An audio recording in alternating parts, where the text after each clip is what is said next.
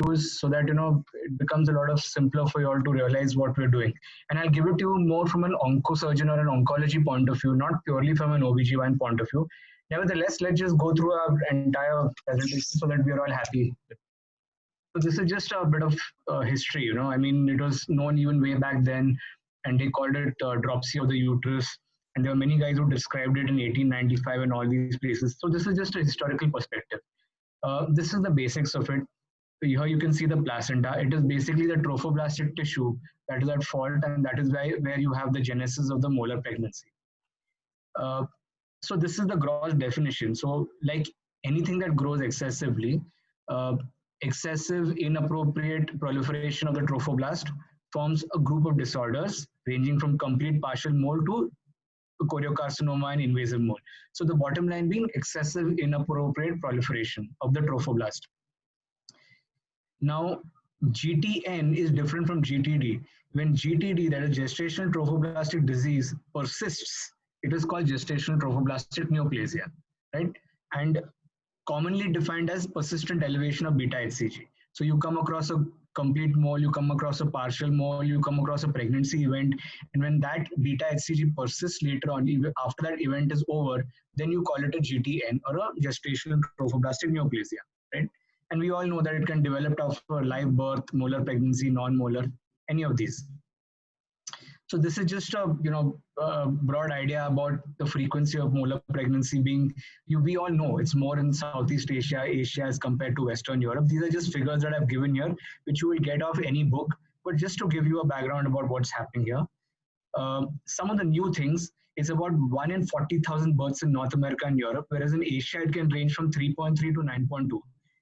In Japan it's 3.3, in Taiwan it's 9.2. So that's how the difference is, right? We also know some of the other epidemiological reasons why and how a person can get GTN and GTDs. A lot of these reasons are given in your books, but I will concentrate on maternal age because the younger you are, especially in your teenage, it doubles the risk. The older you are, above 45, the risk is almost 10 to 15 times more. The risk increases up to 35. So this is a key characteristic. The other things like, previous miscarriages, infertility, previous molar pregnancy, obviously that's a big risk factor. Let's go on to the next slide. Okay, so this is a working classification. Any pregnancy event can be a molar pregnancy or a non-molar pregnancy. Molar pregnancies is GTD is what we are going to discuss today. Non-molar pregnancies is a normal pregnancy, a miscarriage, an ectopic pregnancy, and so on, which obviously is the rest of your OBGYN anyways. Now, if you look at only GTDs, that is gestational trophoblastic disease, it's non-cancerous and cancerous. When you're looking at non-cancerous, you're talking about hydatidiform mole, complete mole, partial mole. When you're talking about cancerous, you're talking about either an invasive mole or choriocarcinoma. PSTT is placental site trophoblastic tumors. ETT is epithelioid trophoblastic tumors. ASPN is atypical site placental nodule. So these are all strange different terminologies, but basically they mean cancerous part of the GTNs. And so this is how it works, right? You get a pregnancy event, which can be a non-molar pregnancy, like a normal pregnancy, miscarriage, ectopic. You can have a pregnancy event, which is a molar pregnancy, which can be non-cancerous, like a complete mole or a partial mole, or it can be cancerous, like an invasive mole, choriocarcinoma, PSTT, ETT, ASPN, as we just spoke about right now, right? Now, important to note that in these conditions, the non-molar pregnancies can also become cancerous later, and the non-cancerous molar pregnancies can also become cancerous. So this is the broad basic working relationship of all gestational trophoblastic events that can take place, right? So I was just talking about the rarer ones like the PSTT, ETT, ASPN. We are not really going to focus on them that much. So some of the facts. It's important to remember that a person who's got a previous molar pregnancy, the risk can increase up to 10 times. That of a sporadic mole. Remember, if you've got one molar pregnancy, your risk is still about 2% or less than that. But if somebody's got two molar pregnancies, then the risk is way, way higher. Women who have recurrent moles, they've realized that there's a mutation in chromosome 19q, and these are the specific mutations that I've given. I will never remember them. I don't know how you guys can remember this, but this is something that people look for when they do a lot of pathology and look at the specimen in recurrent moles. Okay, what are the risks of developing a malignant disease? So complete mole is about 15% with metastasis in 4%, and partial mole is about 2 to 4%. So anybody who has a partial mole has a much less chance of getting a gestational trophoblastic neoplasia. Right? So this is basic pathology. All gestational trophoblastic disease are derived from the placenta, right? Uh, the complete mole, the partial mole, and the choriocarcinoma come from villus trophoblast. The others, like the PSTT, ETT, etc., they come from interstitial trophoblasts. This is just for you all to remember. Now, this is a slide that I think all of you all know very well. All of you all have looked at very well, but I will highlight it once more. So your complete mole, right, is basically when a sperm fertilizes a ovum which is faulty, which does not have any genetic material. Basically, that's what you're looking at. And the sperm, which is X, duplicates, and therefore you get an androgenetic diploid monospermic kind of a picture. And that is 75 to 80% of all complete moles. That's the first thing that I've shown on top. The next thing that you need to focus on is a partial mole, which is the third figure, where two sperms actually fertilize one ovum having one sort of a genetic material, and you get a biparental, that is both the parents are involved here, a triploid partial mole. So this is broadly what you need to know, that a complete mole is androgenetic in nature, it's diploid, and a partial mole is triploid in nature, and both parental genome is required for that, right? I'm going to highlight this one thing that I've written on the top right side of your screen. Cyclin dependent kinase inhibitor P57. So this is very specific. If I have to actually read this one out to you, then what it really says is that see, it's paternally derived, maternally expressed. Means that because a paternal gene comes in and a maternal genome can express it, that is where you get a P57. So the expression happens in a normal ovum, and therefore in a partial mole, you will get this cyclin-dependent kinase inhibitor P57. Whereas in a complete mole, because the ovum is empty, you will not get this because it is not expressed by the maternal tissues. So this is one of the genetic ways in which you can sort of determine whether it's a complete mole or partial mole. There are n number of ways in which you can determine it, but this is one specific method that has been written, and this is what is looked at in very early specimens where you don't know what it is. So you look at the cyclin dependent kinase. So this is another chart that all of you all know very well, and all of you all have sort of gone through this chart in most of your books also. Again, I'm not going to read the entire chart here, but what is important is the ploidy, complete mole, partial mole, diploid, triploid, and the presence and absence of fetal RBCs. So if you have fetal RBCs, obviously it's a partial mole. If you don't, it's a complete mole. So this is what you're looking at, right? So these are just some photographs that I've got. I'm sure you all have come across a large number of cases in your training period. So they look differently, but this is just like a revision jog. What a partial mole and a complete mole look like. If you have to look more into, so when you come to the cancers, invasive mole, the thing that keeps the invasive mole apart is that it invades the myometrium. That is the key factor about invasive moles. It invades the myometrium, and what you get is classical trophoblastic hyperplasia. But remember, invasive mole is sometimes it's like a misnomer because it does not progress like a true cancer. And sometimes we've often seen that it regresses spontaneously. And usually a complete mole will give rise to an invasive mole. Again, this invasive mole kind of entity is not very common. We don't really see it that common. The highlight of an invasive mole is persistence of placental villus structure. So it appears like a normal kind of a placenta only, right? A choriocarcinoma is the next cancer that we look at. Again, there are multiple characteristics in your book that you can look at, but what I would like to see is lack of villus architecture. If I have a specimen and I look under a microscope and there is absolutely no villus architecture or lack of villus architecture, I know I'm dealing with a choriocarcinoma. Also, generally, choriocarcinomas have a very high beta HCG level. Right? They tend to metastasize a lot, and it is much more common to get a choriocarcinoma after a complete mole than a normal pregnancy. So remember, a complete mole, whenever your patient has a complete mole, these are the patients that can generally have all these sequelae, invasive mole, choriocarcinoma, and so on and so forth. Okay, PSTT, this is one of those rarer forms like a placental site trophoblastic tumor. Again, this is, we see it very rarely. The important thing that I remember is that it is less chemosensitive and these patients have a lot of hemorrhage. That's all. Those are the two most important things.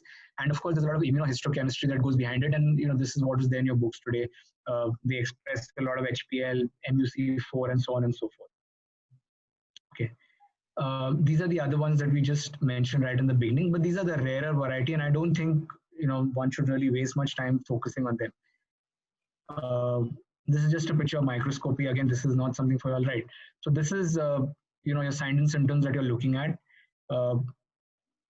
Bleeding, vaginal bleeding, irregular vaginal bleeding is the most commonest symptom of a molar pregnancy, a GTD, a GTN, whatever you look at.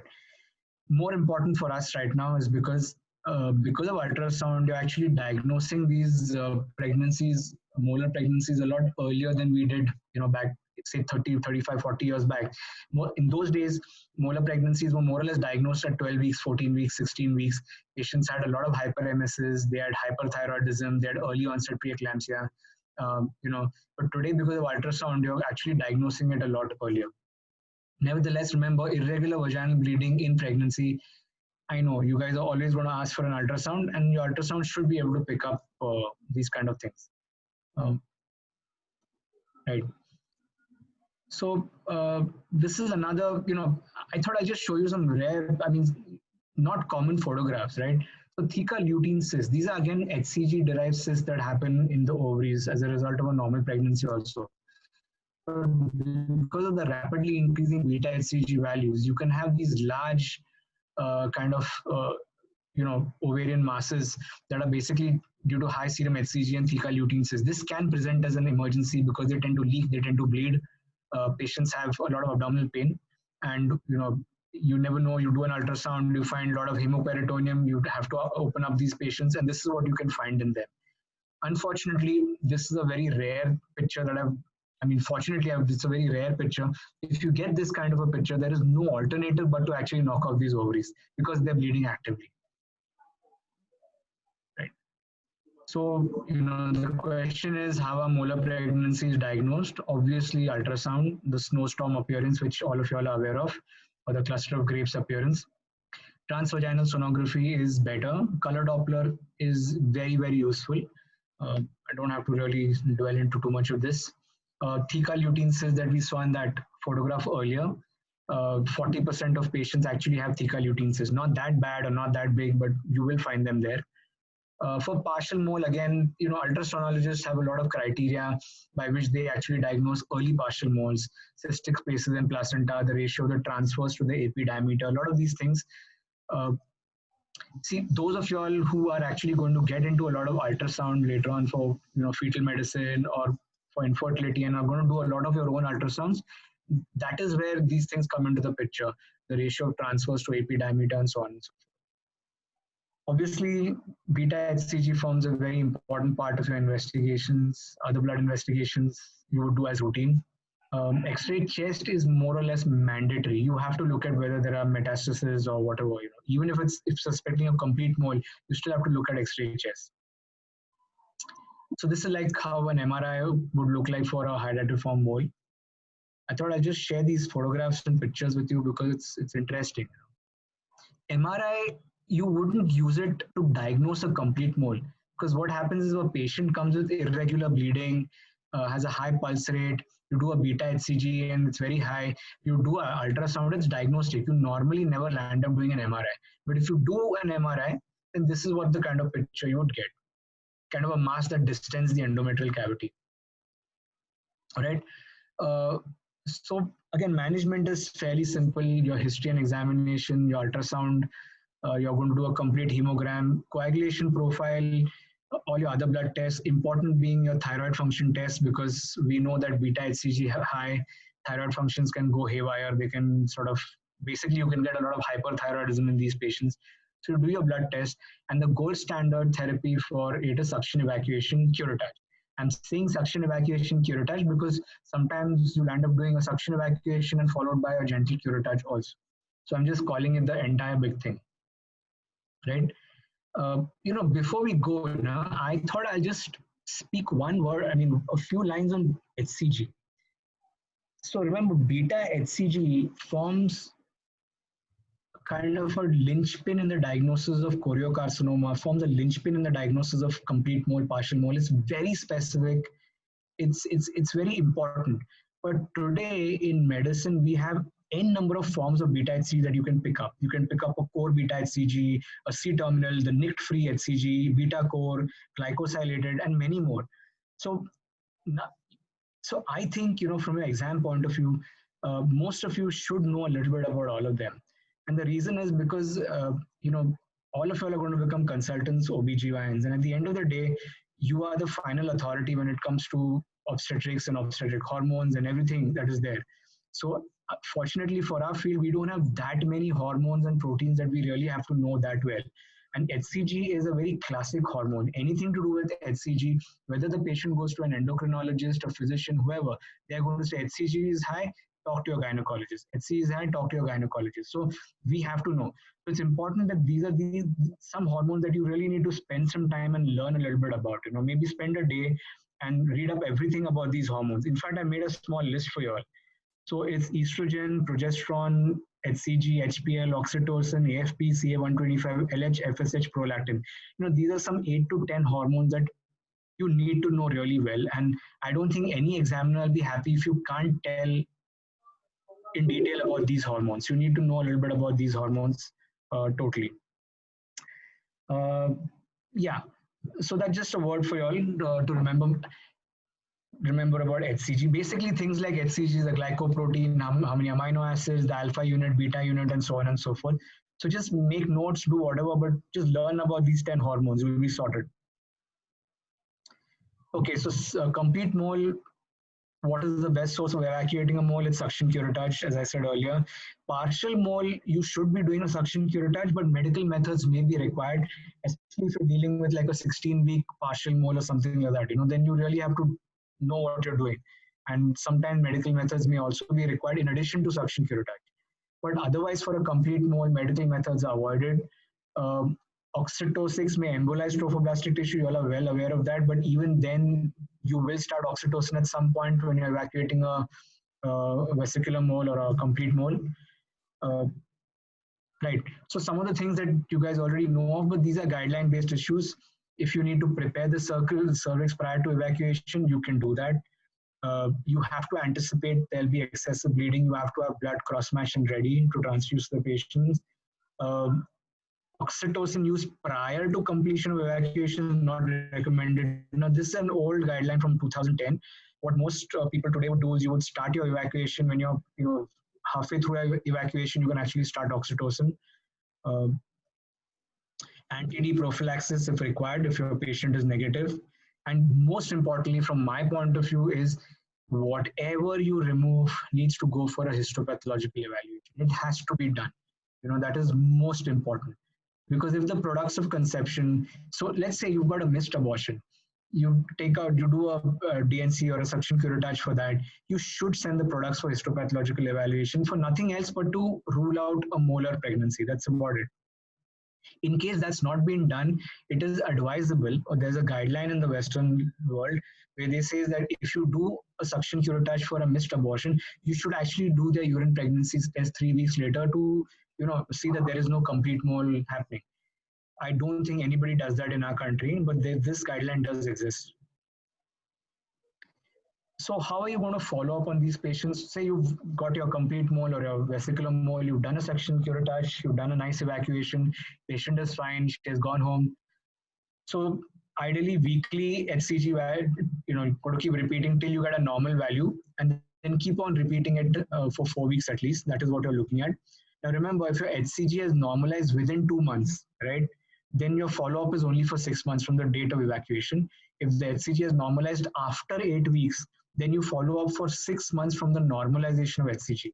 So, to put all confusion apart, basically from the moment your HCG becomes zero, round about 6 months is the follow-up period. Let's put it roughly, so you don't have to remember in great depth about that. So basically, it's generally a 6-month follow-up that is required for these patients, right? Uh, would you do an ultrasound after successful evacuation of a vesicular mole? No, you will not. The only follow-up done is an HCG level. Only if there are complications, like the patient has persistent bleeding or some persistent symptoms, then you may do sonography, and then you can take it from there onwards as to what is happening, right? During this follow-up period of 6 months, ideally you need to tell your patient that she should not conceive again. Barrier is preferred, but we know that oral contraceptives are safe. Slight increased risk of GTN with oral contraceptive, but it's very slight. I think it's important that they they use a contraception, whether it's barrier or whether it's oral, it doesn't matter, right? When can these women conceive again? Well, after the completion of the follow-up period, which is 6 months approximately. This is an important follow-up advice that I wanted to give you guys. You've done a complete mole, you've done the follow-up, the patient is fine, 6 months and she's fine. 2 years later, she has a normal conception, she conceives normally. Remember, in any future pregnancy, whatever the outcome, whether future pregnancy is a normal pregnancy, an ectopic, or whatever it is, HCG value needs to be repeated 6 to 8 weeks and 12 weeks also after the end of that pregnancy. Because these women are at a high risk of developing a molar pregnancy after that pregnancy also. So this is a guideline which again none of us really follow, because we just write down in our history sheets, oh, your first pregnancy was a complete mole. Okay, what is now? Now everything is normal, don't worry about it. But that's not the case. In the present pregnancy, when the patient delivers, 6 weeks later and 12 weeks later, you should be repeating an HCG value. One practical issue. So what if a woman conceives during the surveillance period? So you've done an evacuation of a complete mole, the beta HCG has come to zero, and now you're just following up her for the next 6 months. The beta HCG is zero, next month again it is zero, she's fine, she's got a period, but in the 3rd month she conceives. So what do you do about that? Should you terminate that pregnancy? Should you not terminate? Well, it's pretty clear now that termination of pregnancy is not indicated if accidental pregnancy occurs during surveillance after the HCG level has returned to normal.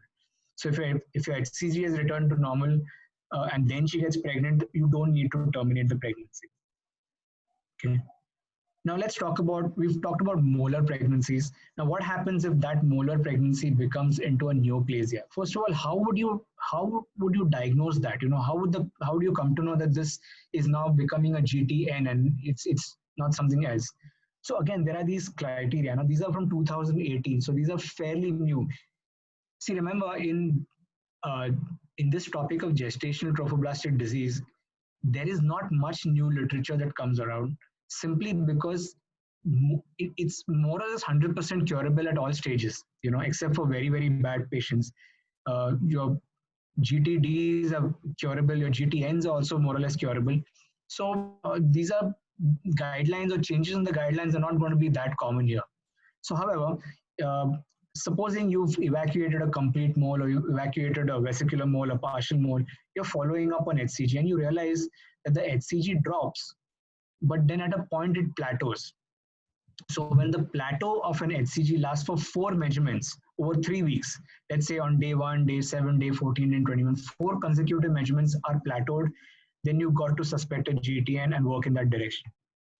Similarly, if your beta HCG has dropped and it starts rising, and it rises for even three successive measurements, once on day 1, day 17, day 14, you've got to suspect a GTN.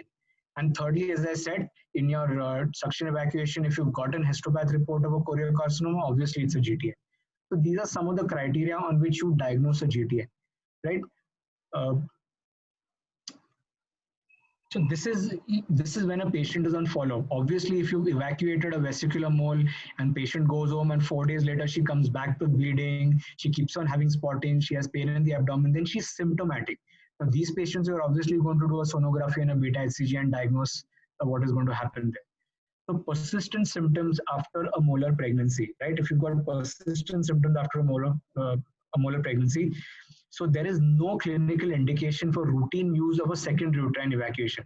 So immediately you don't rush into saying, oh, she has continuous bleeding, I need to do a DNC again. You don't need to do that. You need to actually evaluate these patients. How do you evaluate these patients? You do a sonography, you do an HCG. If your HCG is less than 5,000 and your sonography shows some material inside the uterus, you can think of a second evacuation or a second suction evacuation. But by and large, suction evacuation is not advisable a second time. It's better to investigate the patient properly for a GTN. You need to do an X-ray chest or a CT. You need to figure out what is happening with the patient and then take the next step. Right? So this is what we're looking at: persistent symptoms after a non-molar pregnancy, irregular vaginal bleeding. I mean, very rarely the patient develops a choriocarcinoma with metastasis to the brain and the lungs, and we have abnormal neurological symptoms or some respiratory symptoms. Those are very rare situations. But these are the situations where you suspect a GTN and you do all other investigations that are required. Again, ultrasound may show you anything. It may show you a myometrial mass. It may show you a complex mass, multicystic mass. It may show you areas of hemorrhage, necrosis. It just shows you a very dirty picture inside the uterus. If you do a color Doppler on these patients, then it's very extremely chaotic vascularity with AV shunts. Now, AV shunts is something that is a very enigmatic feature, because most patients who've had a complete mole and evacuated and have persistent bleedings will have an arteriovenous shunt somewhere in the endomyometrium. And that is one of the reasons why we don't want to DNC these patients again or suction evacuate these patients again, because if you open up one of these AV shunts, then you're going to get torrential hemorrhage and bleeding, right? Right. So this is just a few photographs for you guys to look at. X-ray chest for pulmonary metastasis. This is how they would look at, nice round cannonball pictures. You would land up doing an MRI in these patients. And again, an MRI will show you extreme chaotic picture, engorged pelvic vasculature. Again, an MRI of a choriocarcinoma is not classical. It is classical in the history of a prior pregnancy. So if a patient has got a complete mole or a normal pregnancy and then they come up with this picture with increased beta HCG, that's when you say that this is a choriocarcinoma. Okay, this is obviously a CT scan showing a large metastasis. The appearance again depends upon the extent of hemorrhage. The wider the area, the more the bleeding that happens, because you're injecting a contrast there.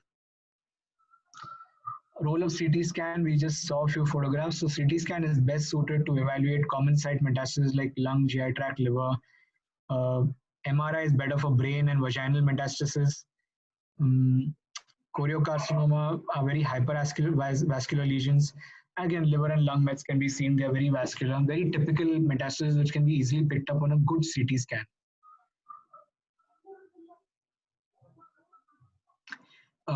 This is again a HRCT. A lot of talk about HRCT nowadays in the days of COVID and so on and so forth. But this is what a pulmonary metastasis would look like.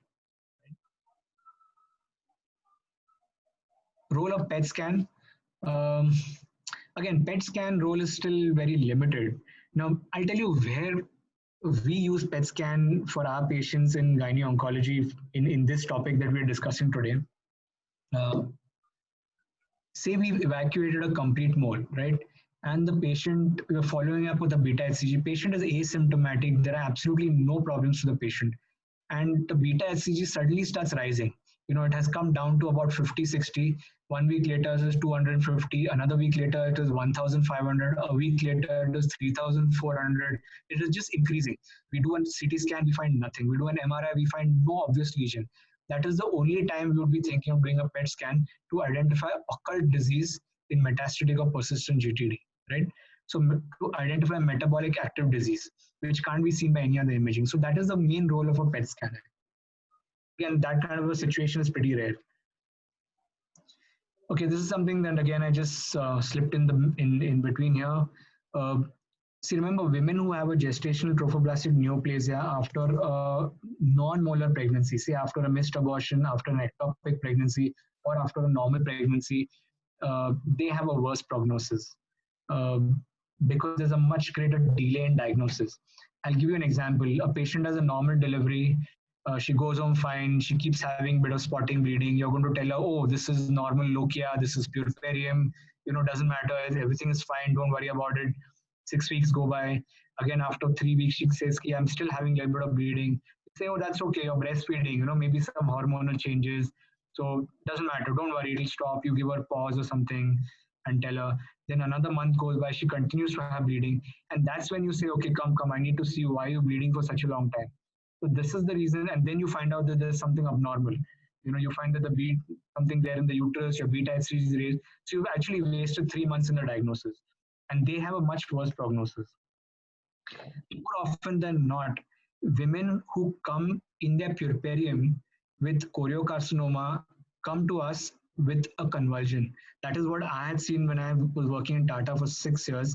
And most of the patients who were brought in with a, they came in with a seizure 2 months after delivery. And the gynecologist has asked for all the history. At that time, was there any pre-eclampsia? Is it a delayed postpartum eclampsia? All sorts of questions. And when you do a CT, you realize there are mets in the brain and beta HCG is sky high. So, these are some very atypical presentations, but they can happen. Not that they'll happen in most patients, but, it's good to keep your eyes open and just be on the lookout for these things. Right. So, what is the optimum treatment for GTN? Single agent, multi-agent chemotherapy, depending upon the FIGO stage and the WHO score. So I'm going to talk about how you decide what to give what. The FIGO staging is pretty clear. It's there in your books. I am not going to waste my time on that. This FIGO scoring system is extremely important for us. But believe me, even today, even though I practice only gynae oncology, I cannot remember this. Okay, I've got a cutout of this which I've kept on my desk in my consulting room, and if I have a V-mole, I look at that. The patient doesn't know why I'm looking at my feet, but it's there, and I look at that and I then give the scoring system. It's impossible to remember it, but this is extremely important. So based on the FIGO scoring, if your score is obviously less than 7, it's low risk. If it's more than or equal to 7, it's high risk. And accordingly, you give your treatment. Now, you all know that if the score is less than 7, it's low risk, you're going to give single agent therapy. And if it's more than 7, you're going to give multi-agent therapy. That is the broad rule of the thumb. Now I'll tell you how these things change as time goes by, right? So let's assume you've got a patient with a gestational trophoblastic neoplasia. You've done the entire FIGO scoring system, and the score is less than 7. So as per, very classic theoretical picture, you should give them single agent methotrexate or actinomycin D. And, and how long do you continue that chemo? You continue it after your HCG is normal, you give 3 more cycles. That is what basically you need to do, right? And then you stop that, right? Now, there are certain issues that you need to remember here. For example, even if your score is less than 7, but the patient has a beta HCG value which is more than, I've written 400,000, but which is more than 100,000, that is 10 raised to 5, you need to think whether this patient should receive multi-agent therapy. Similarly, if the score is less than 7, but they've got low risk metastasis, I'll tell you what low risk metastases are. When you have metastases in the lung, spleen, and kidney, they are called low risk metastasis. So a patient whose value is less than 7, but has got mets in the lung, I will still think whether this patient should receive multi-agent and not give the patient single agent therapy. So these are certain exceptions to the rule. Remember, I spoke about beta HCG more than 100,000. So if your beta HCG is more than 100,000, means the FIGO scoring there is in the category of 4, right? So these are the patients where, again, I will think of giving multi-agent chemotherapy, even if their score is less than 7, right? So now this is another slide where on the left of your picture, I've just given the guidelines on how you give methotrexate and how you give actinomycin. You don't really need to look into that right now. But let me tell you how we further classify patients, right? If the patient's score is 0 to 4, we call them extremely low risk. And we give these patients single agent chemotherapy, right? In which we have seen that actinomycin D is far superior to methotrexate. And there's a Cochrane review for that. In fact, if you give methotrexate, there's a 3-time greater chance of failure rather than actinomycin D. So actually, if you ask a medical oncologist, or if you send your patient to a medical oncologist, they will actually give the patient actinomycin D and not methotrexate, right? Now, when the score is 5 or 6, which is still under 7, but what I've called as higher low risk score, again we think whether the patient needs to get multi-agent therapy. So these are typically the patients who've got beta HCG value more than 100,000, lung metastasis, low risk metastasis. So this is how we classify further. I don't know whether you really need to know this, but this is what we do nowadays in clinical oncological practice. Obviously, if the score is more than 7, you're going to give intravenous multi-agent therapy. There's no question about that. The commonest regime that all of you all have heard of is the IMACO regime, and I've given the schedule for that. I don't think anybody needs to know the schedule, but at least you need to know the names of the drugs that are there. Why IMACO? That's your next question. Why are we using IMACO? Specifically because it's used worldwide. It's very effective. You've got almost 90% 5-year survival. It has a very predictable, reversible short-term toxicity. Alopecia, myelosuppression, it's very predictable. You can tell when it's going to happen. You can tell when it's going to be reversed also. The drawbacks, well, IMACO does have certain side effects on the ovaries. It sort of kills a part of the ovary, so it advances your menopause by 3 years. After a patient has received IMACO, after the follow-up period is done, everything, the pregnancy rates are still very high, 84%. So, and it has no effect on fertility or teratogenicity. So it's a great regime to be used, right? Similarly, there are many other regimes that have been tried. Okay, I've given you all like sort of a hodgepodge of names out here. Again, a big Cochrane data review was conducted, like a multi-analysis of which is the best regime. And they frankly found that no regime is better than the other. All of them are equally good. All of them are excellent.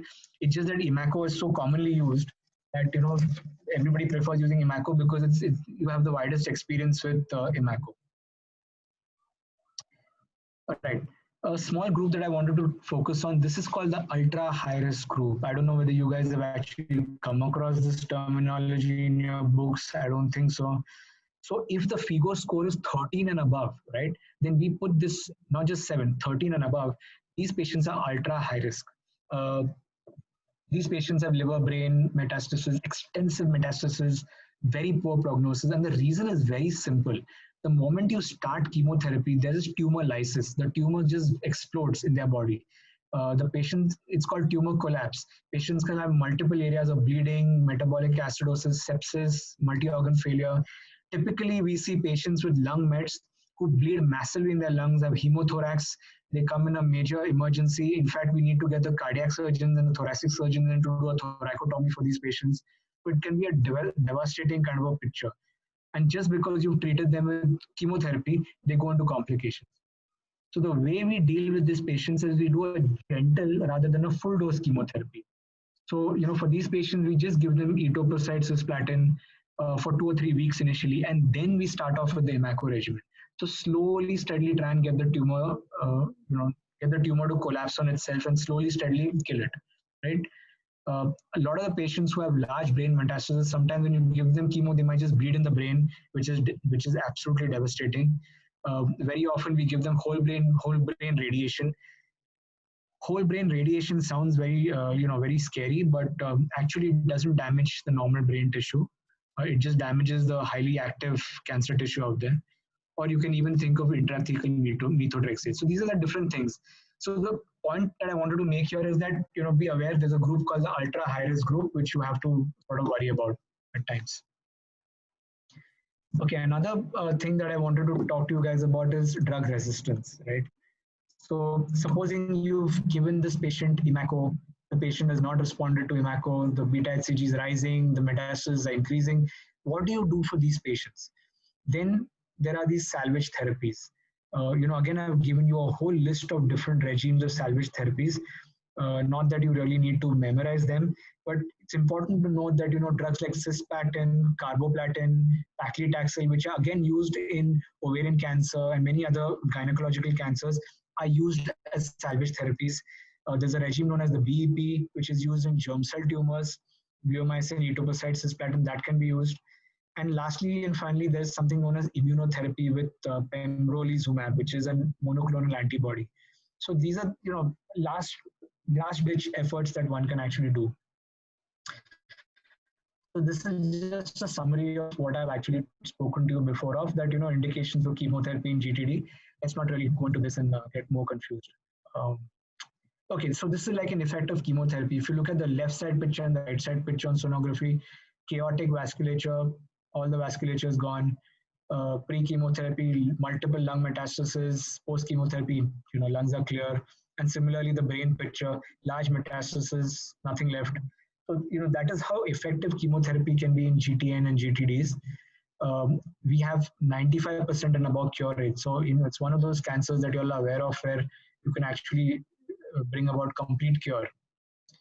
Right. How long do you continue chemotherapy? This is very standard. For gestational trophoblastic neoplasia for cancers, once the HCG is normal, you need to continue chemotherapy for 8 weeks at least. That means at least 2 cycles or 3 cycles, depending on what regime you're using. When can the patient conceive after that? Well, after chemotherapy is finished, she needs to wait for 12 months, right? Means 1 year. So from the last day of the last chemotherapy, the patient needs to wait for at least 1 year before she can start thinking of conception again. Remember, I talked about how we need to be liberal when we want to use multi-agent chemotherapy.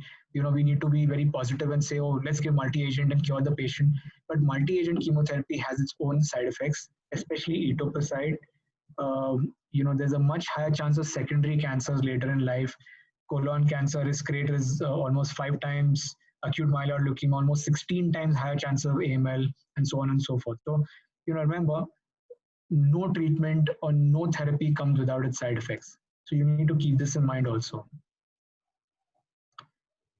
We spoke about placental site trophoblastic tumor, rare kind of a tumor, slow growing, not chemosensitive. The final word is hysterectomy. These patients require a hysterectomy with lymph node sampling. That's about it. Okay.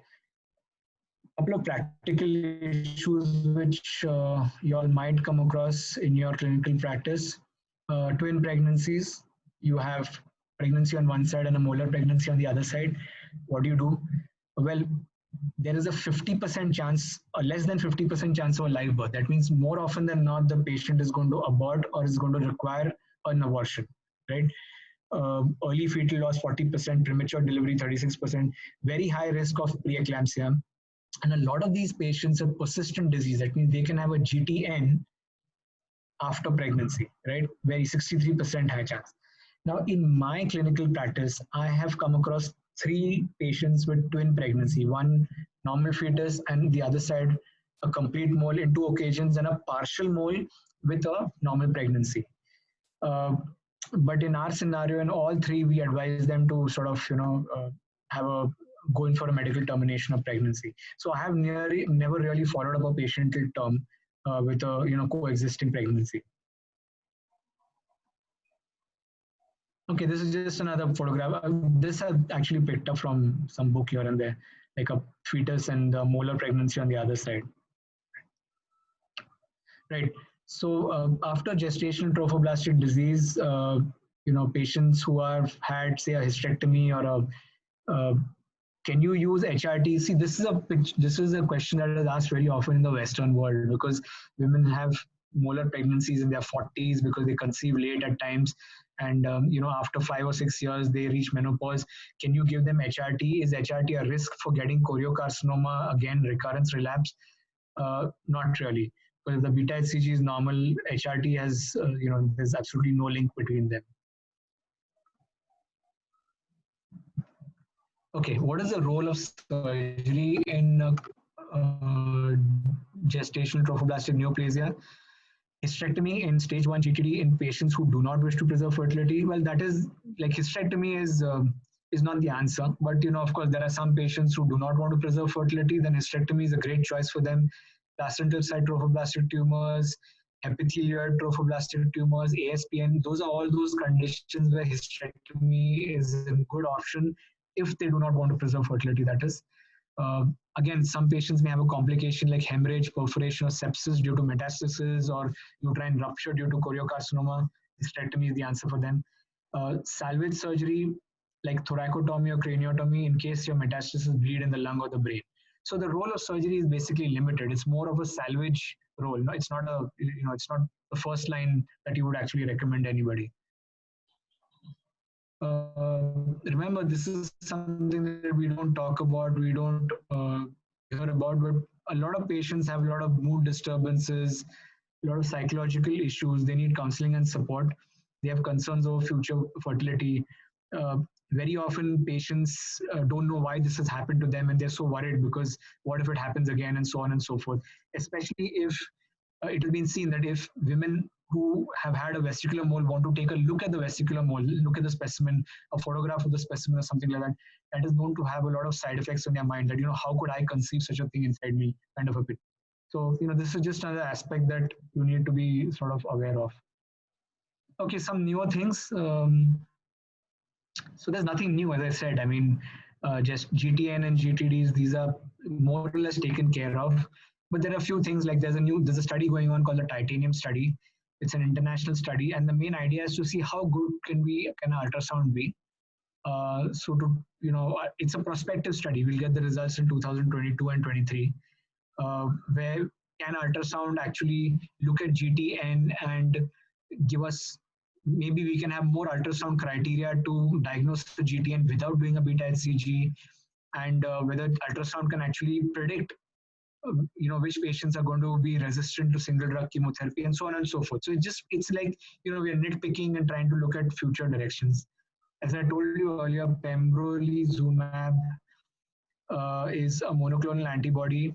Now, this is used extensively in ovarian, uterine, and many other cancers, especially in recurrent cancers, and it's been tried in as a salvage therapy in some cases of GTN. So those are the only newer things that I'm talking about.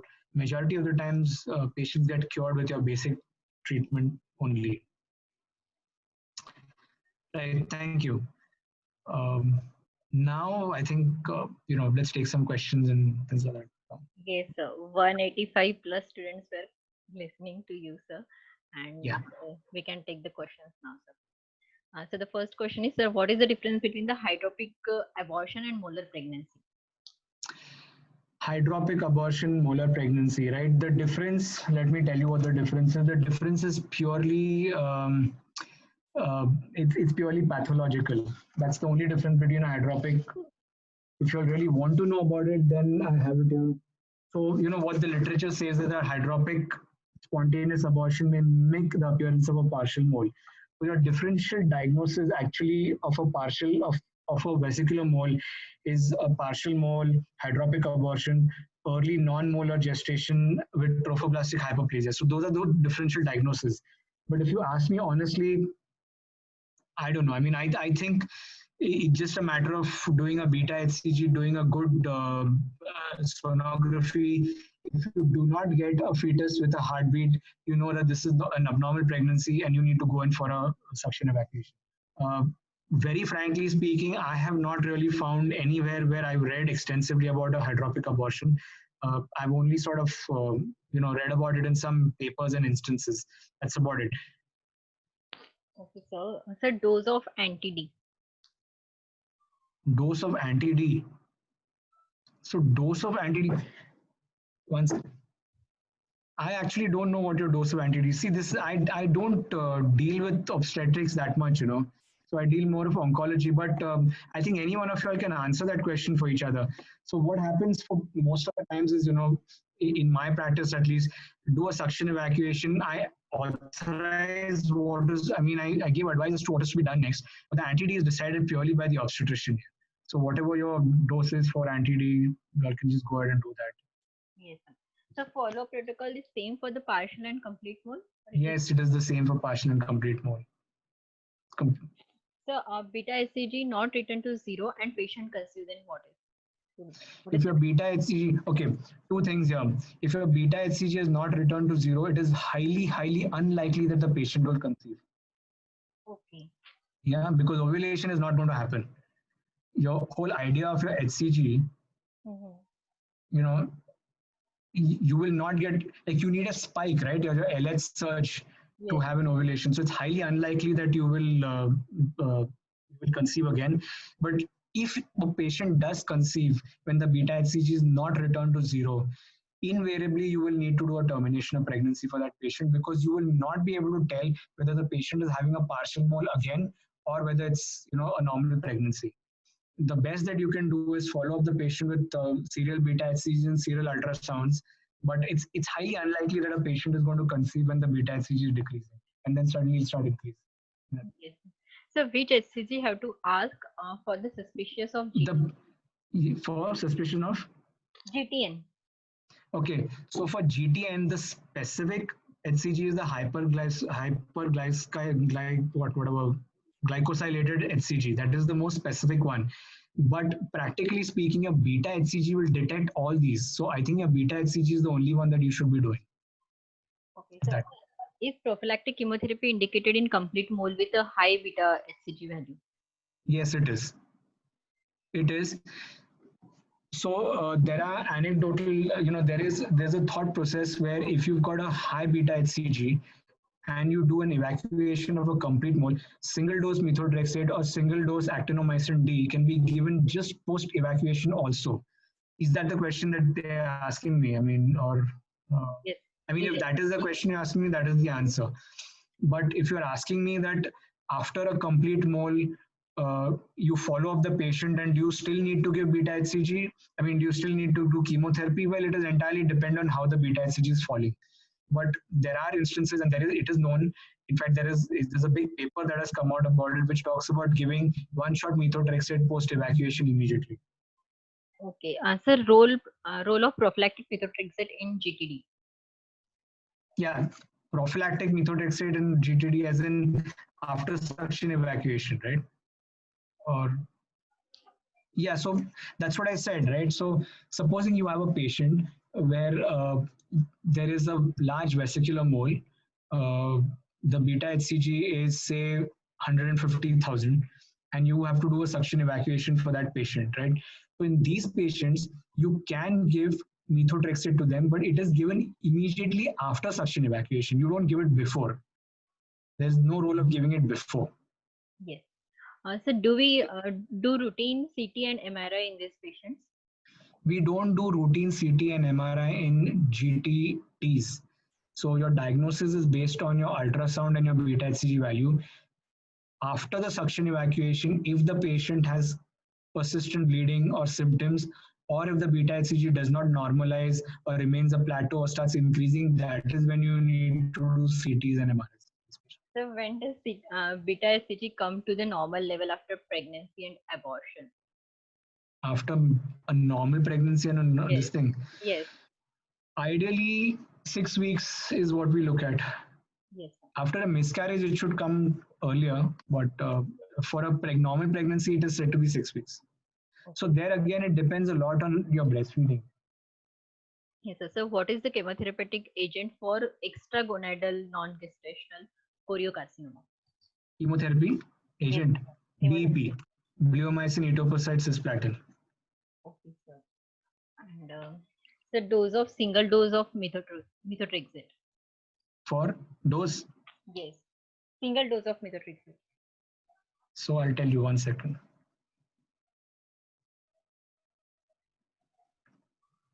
I've got that one slide for you all, but yeah, so if you look at the left here, no, that's what it says here.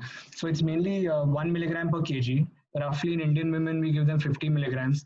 So you give a 50 milligrams intramuscularly on day 1, day 3, day 5, day 7, and folinic acid tablets on day 2, 4, 6, 8. So that becomes an 8-day cycle. Then 6 days you do nothing. So 14 days get over, and then again you start the second cycle, day 1, 3, 5, 7, and day 2, 4, 6, 8. So that is the methotrexate standard regimen that you can give to your patients on a clinic basis also. But if you want to admit them, then it is actually methotrexate 0.4 milligrams per kg IV. That is what you would do. Yes, sir. So incomplete evacuation of hydratative form mole, how to follow up? How to follow up? Incomplete evacuation of the hydratative form mole. Well, incomplete evacuation of hydratative form mole. See, I'll tell you what, nobody will do a incomplete evacuation knowingly. Whoever evacuates a vesicular mole would have thought that I've evacuated it completely and they're happy. But the guideline says that you should follow up these patients with a beta HCG. Now, if it is incompletely evacuated, the beta HCG is not going to come down the way it should. It will come down very slowly or it will plateau.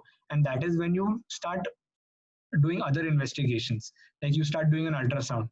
Now, there is one slide I showed, if you remember. If your beta HCG remains under 5,000, right, you can still think of doing a repeat suction evacuation. And those are those situations where it may have been an incompletely evacuated vesicular mole by the earlier doctor. That is what you're thinking. That's how it is. The role of cyclin dependent kinase inhibitor. I don't know the role of cyclin dependent kinase inhibitor. Yes. No, I have no idea about the role. I just know that the cyclin dependent kinase inhibitor P57 can be used for diagnosis between complete and partial mole. Like, okay, when you spoke of that hydropic abortion earlier, I think one of our colleagues had asked about hydropic abortion. So the cyclin dependent kinase P57, if you sort of test for that, then that will tell you the difference between a complete mole and a hydropic abortion. Because a hydropic abortion is from a normal ovum and it will sort of express that P57. But I don't know if there's an inhibitor for it and what is the role of that. As far as I know, it's mainly for diagnosis or separating, to figure out whether it's a complete mole, a partial mole, or a hydropic abortion. Yes. So as GTN is more of chemotherapy, so what should be done? Whether it should be handled by the oncologist or gynecologist? Oh, that is a damn interesting question you asked me. Okay, now let me try and give you a perspective on that. Okay, see, if you look at all the evidence that I've placed in front of you, if you've done a good evacuation, okay, and whatever it is, you say you've done the best possible thing, but based on your FIGO score, you feel that the patient requires some chemotherapy. They require a single agent chemotherapy. Now, methotrexate intramuscularly is something that you and me as gynecologists and obstetrician can give in our clinics. There is no problem in that. But we also know from Cochrane data that actinomycin D has far superior results, right? So the correct thing would be to do is to refer the patient to a medical oncologist and take their opinion. If they feel that they would give an actinomycin D, then they should give it. You don't sit and give actinomycin D in your clinic. It's not safe. But if they feel that, go ahead and give methotrexate, then you give methotrexate in your clinic. Now, again, here your score comes into the picture. If your score is 0 to 4, your FIGO score under 4, I think you can safely give methotrexate single agent in your clinic. But if it's more than 4, like 5, 6, forget 7. 7 you're going to send to the medical oncologist anywhere. But if it's 5 and 6, then I think it's a better option to send to a medical oncologist and let them do the chemotherapy for these patients. Because I'll tell you, we've come across a lot of situations where gynecologists have done a good job. They've done methotrexate 3 cycles, 6 cycles. It has not worked. The patient's beta HCG is rising, and then they've sent to the medical oncologist. The medical oncologist has called us back saying, "My God, why did you give so much of methotrexate? A patient has developed drug resistance. We have to use salvage therapy, this, that, and the other." So to avoid all those complications, the moment your score is 5 and above, I think it's a good idea to just send them off to the medical oncologist. The diagnosis of partial mole of HP after DNC and RPOC on next USG, should we give methotrexate or repeat evacuation? That is the question. 5,000. Yeah, as I said, it depends on the beta HCG values, right? So less than 5,000, you evacuate. More than 5,000, don't evacuate. Yes, sir. Is that remember I spoke about that arteriovenous shunts? Yes. Invariably, you get AV shunts present after a complete mole evacuation. So you try and do a suction evacuation again and you open an AV shunt, then you're going to get torrential hemorrhage. So these are small things that you need to sort of pay attention. Yes. Is that gentle curettage compulsory following the suction evacuation? No, it's not. It's not. And it's not compulsory. Okay, sir. Yes, sir. Most of the questions are answered, sir. Yes. Thank you, sir. Thank you so much for your valuable time, sir. Thank you. Anything else people want to ask? Yeah. Okay, that's that. So that actually you have answered this question. So Is the actinomycin D monotherapy expensive? Why is not used for over the methotrexate? It should be used. That's a damn good question. The reason why it's not used is because we gynecologists want to use it ourselves. We want to give chemotherapy ourselves, and the best drug to give is methotrexate, so we give it. We don't know about actinomycin D, so we don't give. That's the reason why. But if you send to a medical oncologist, they will most prominently give actinomycin D as single agent therapy. Is that? Yes. See, remember, when in doubt, no, in GTN, think about multi-agent therapy. It's far more effective than single agent. Not that single agent should not be done. It's not like that. But always think of multi-agent. Keep that in your mind. Yes, sir. So we have done all the questions in the chat box. Sir. Thank you so much for your valuable time. Yeah. Thank you. Yes, sir. Thank you so much. Good night, sir. We'll have one more lecture Good night. Good night. Kedar, sir, after this one, sir. So, Oh, you'll have one more talk after this. yes, sir. Okay. Thank you. Thank you, sir. Thank you so much, sir. Yep.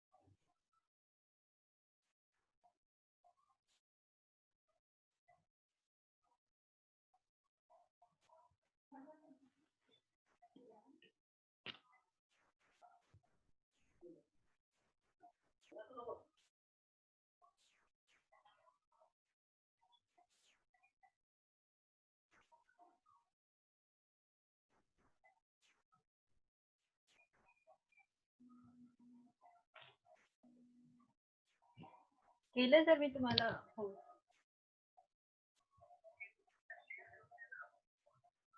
Sir मी तुम्हाला course केलं तुम्ही share करा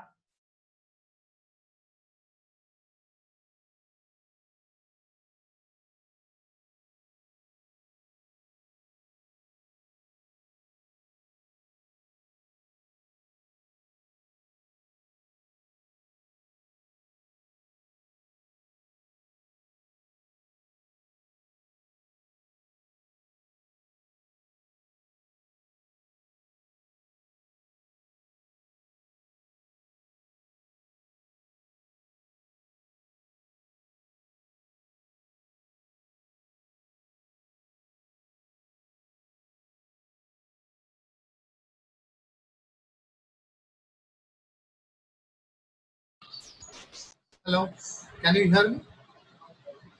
Minal, I cannot hear you. Hello. Hello, sir. Now you can hear me? Yes, sir. Okay. Please start. You can start, sir. Oh, You are. audible. Huh? Yes, sir. So when we use gonadotrophin stimulation for IUI, there are certain indications.